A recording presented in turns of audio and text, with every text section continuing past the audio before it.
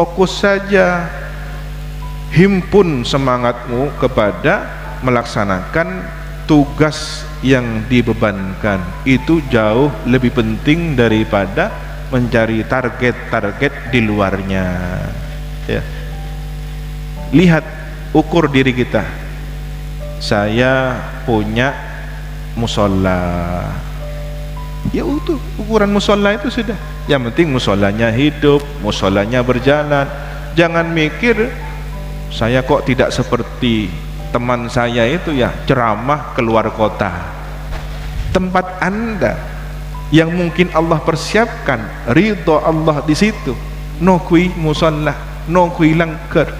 Andaikan Anda tidak bersabar untuk istiqomah menunggu berkhidmah di surau musola tempat Anda, di situ akan menjadi tempat maksiat. Kampung Anda akan menjadi tempat sarangnya perjudian. Tapi ketika Anda tinggal di situ aman, istighosah di situ aman, rotibul haddad di situ aman, berempa muridtah kalemah 5 orang tapi berkualitas, sambung pada ridho Allah semua.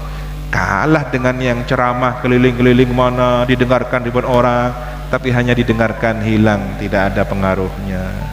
Pulang-pulang ngitung duit saja tanpa memikirkan berapa umat yang sudah mengamalkan nasihatnya. Lebih baik yang tinggal di desa, tidak terkenal ceramah kemana-mana, tapi berhasil membawa umat kepada ridho Allah. Nah, kalau sudah kayak gini enak, kita mau ditempatkan di mana enak. Seumur hidup punya murid 1, alhamdulillah, karena ini jalan saya menuju Allah. Andaikan saya bergeser dari jalan ini, belum tentu saya selamat. Aman sudah. Tidak melihat yang sana, melihat yang sini, iri sana, iri sini, enggak. Jadi sekali lagi ketahui bahwa bukan seberapa banyak orang membenarkan ucapan Anda, bukan seberapa banyak orang menerima dakwah Anda, bukan seberapa banyak orang berkumpul di sekitar Anda mengikuti mendengarkan ceramah Anda. Ingat, hanyalah semua itu anugerah Allah yang Anda tidak boleh ikut campur aturannya, takdirnya. Sudah.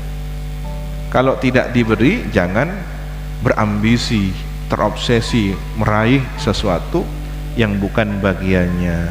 Laksanakan tugas yang Allah bebankan, selesai. Belajarlah kepada sejarah hidup para nabi.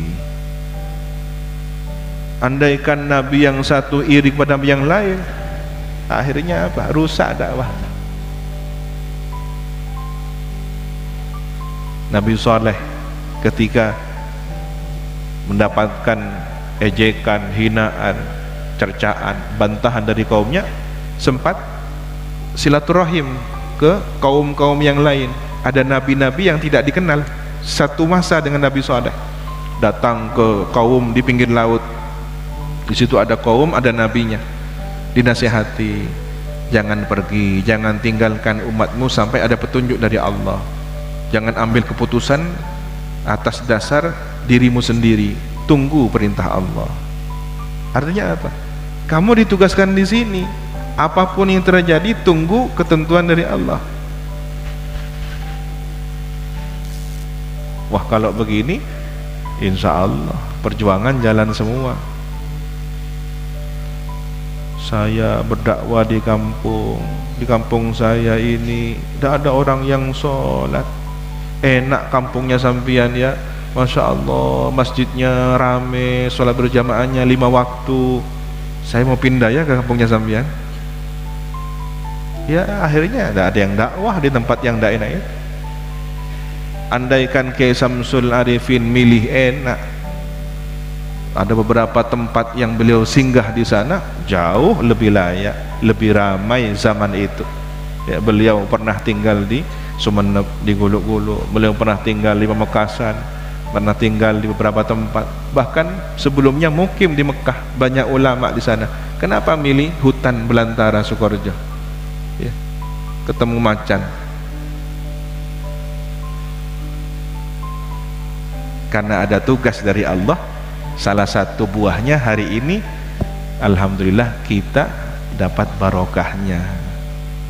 Ini nikmat dari Allah, barokahnya beliau yang datang ke tanah semak belukar hutan belantara, merintis perjuangan yang luar biasa. Apa yang diharapkan? Andaikan nyari penghasilan, bisnis tebu, bisnis kapas, tinggalnya di Asem Bagus di sana, bukan di hutan belantara sini. Akhirnya beliau dawuh, engkok hijrah ke Sukaraja benih urusan tabuk. Andaikan urusan perut, dulu yang makmur itu daerah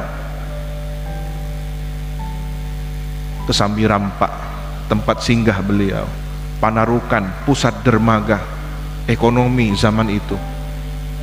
Tidak, beliau terus berjalan ke timur, ya, mukim sebentar di Kesambi Rampak, cari petunjuk di mana tempat yang beliau dapatkan isyarah dari gurunya di Madura. Sampai di Waringin Anom, tinggal mukim beberapa lama di Waringin Anom.